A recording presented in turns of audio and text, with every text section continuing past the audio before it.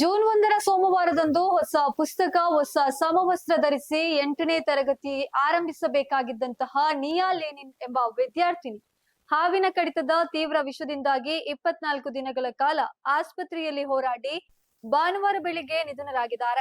Aroor scent ಅಗಸ್ಟಿನ್ಸ್ higher secondary ಶಾಲೆಯ ಈ ವಿದ್ಯಾರ್ಥಿನಿಯ ಸಾವು ಇಡೀ ಗ್ರಾಮ ಮತ್ತು ಶಾಲಾ ಸಮುದಾಯವನ್ನ ಆಘಾತ ಹಾಗೂ ಶೋಕ ಸಾಗರದಲ್ಲಿ ಮುಳುಗಿಸಿದ. ಸ್ಥಳೀಯ ದೇವಸ್ಥಾನದ ಅರ್ಚಕ ದಂಪತಿಯಾದ ಲೆನಿನ್ ಮತ್ತು ರಾಜಿಯವರ ಕಿರಿಯ ಮಗಳಾದ ನಿಯಾ ಮೇ 7 ಸಂಜೆ ನಿವಾಸಿಗಳ ಸಂಘದ ವಾರ್ಷಿಕ ದಿನಾಚರಣೆಗಾಗಿ ಸ್ನೇಹಿತರೊಂದಿಗೆ ನೃತ್ಯ ಅಭ್ಯಾಸವನ್ನ ಮುಗಿಸಿ ಮನೆಗೆ ಮರಳ್ತಾ ಇದ್ದಾಗ ಈ ಘಟನೆ ನಡೆದಿತ್ತು. ಸಂಜೆ 7:30 ಸುಮಾರಿಗೆ ಆಕೆಯ ಕಾಲಿಗೆ ತೀಕ್ಷ್ಣವಾದ ನೋವು ಕಾಣಿಸಿಕೊಂಡಿತ್ತು. ಆದರೆ ಅದು ದೊಡ್ಡ ಕಪ್ಪು ಇರುವೆ ಕಚ್ಚಿ ಉಂಟಾದ ನೋವಿರಬಹುದು ಎಂದು ನಿಯಾ ಭಾವಿಸಿದ್ಲು. ಪಕ್ಕದ ಮನೆಯವರು ಮತ್ತು ಸ್ನೇಹಿತರು ಹಾವು ಕಡಿತವಿರಬಹುದು ಎಂದು ಶಂಕಿಸಿ ಪರಿಶೀಲಿಸಲು ಕುಳಿತುಕೊಳ್ಳುವಂತೆ ಕೇಳಿಕೊಂಡ್ರು. ನೃತ್ಯದ ಮೇಲಿನ ಅತಿಯಾದ ಉತ್ಸಾಹದಲ್ಲಿದ್ದ ನಿಯಾ ಅದು ಗಂಭೀರವಾದದ್ದೇನೂ ಅಲ್ಲ, ಇರುವೆ ಅಥವಾ ಕಪ್ಪೆ ತಾಗಿರಬಹುದು ಎಂದು ಹೇಳಿ ಕಾಲಿಗೆ ಅರಶಿನ ಪುಡಿ ಹಚ್ಚಿಕೊಂಡು ನಿರ್ಲಕ್ಷಿಸಿದಳು. ಘಟನೆ ನಡೆದು ಸುಮಾರು 1 ಗಂಟೆಯ ಬಳಿಕ ನಿಯಾಳ ಕಣ್ಣುಗಳು ಹಿಂದಕ್ಕೆ ತಿರುಗಿ ಆಕೆ ಪ್ರಜ್ಞೆ ತಪ್ಪಿ ಕುಸಿದು ಬಿದ್ದಿದ್ದಾಳೆ.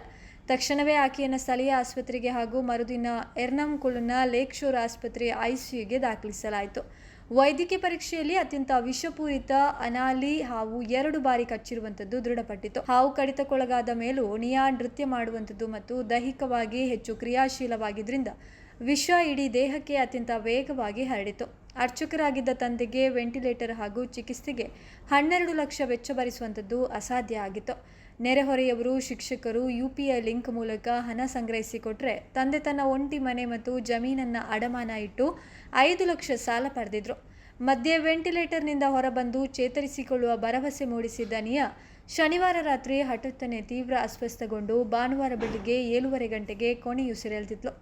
ಸೋಮವಾರ ಶಾಲೆಯಲ್ಲಿ ಆಕೆಯ ಸೀಟು ಖಾಲಿಯಾಗಿದ್ದು ಶಿಕ್ಷಕರು ಮತ್ತು ಸಹಪಾಠಿಗಳು ಕಣ್ಣೀರಿನೊಂದಿಗೆ ಸಂತಾಪ ಸೂಚಕ ಸಭೆ ನಡೆಸಿದ್ದಾರೆ. ನೆಟ್ಟೂರಿನ ಶಾಂತಿವನಂ ಚಿತಾಗಾರದಲ್ಲಿ ಅಂತ್ಯ ಸಂಸ್ಕಾರ ನೆರವೇರಿಸಲಾಗಿದೆ.